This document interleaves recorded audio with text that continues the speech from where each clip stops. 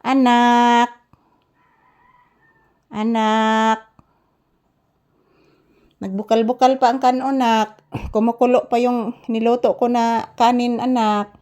Na nalarot imong bulhibo, oh. Upo. Nalarot imong bulhibo, anak ko. I love you. I love you so much. I love you. Say good morning, anak. Ina guys, maayong buntag. Kumusta po ang inyong kabuntagon, guys? Ayun po kami ni Papi.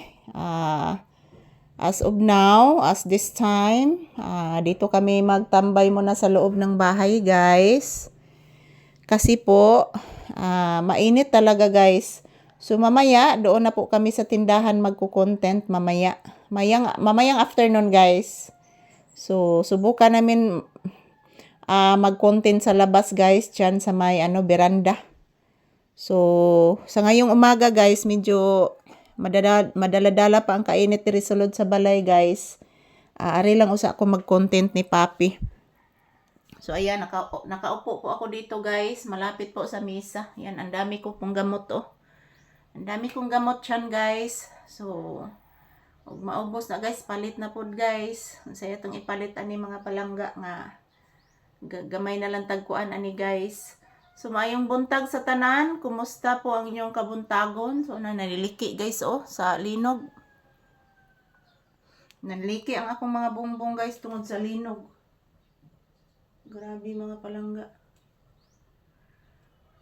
So, dugay-dugay ko na to gabi, guys. Kay nagkuan ko sa linog. Mabalik. Sao na lang, guys. So, maayong buntag. Good morning, everyone. To all my viewers and subscribers. I love you, guys. Kumusta po kayong lahat? At yan po ang palagi kong sinasabi sa inyo, mag-ingat, magdasal palagi because prayer is powerful. So this is Papi's update for today's video. Dito muna kami sa loob ng tindahan magkukonte, sa loob ng bahay, guys, magkukontent.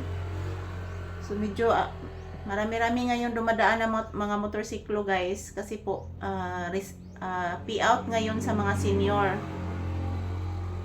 Payout ngayon sa mga senior dito sa aming lugar, guys. So, mayong buntag. Mag-ingat po tayo palagi. Ayan po. Napakainit sa labas. Uy. So, mayong buntag sa tanan. So, all my viewers and subscribers, thank you, guys. I love you all. Mag-ingat. Magdasal palagi. And yan po. God bless us all, guys.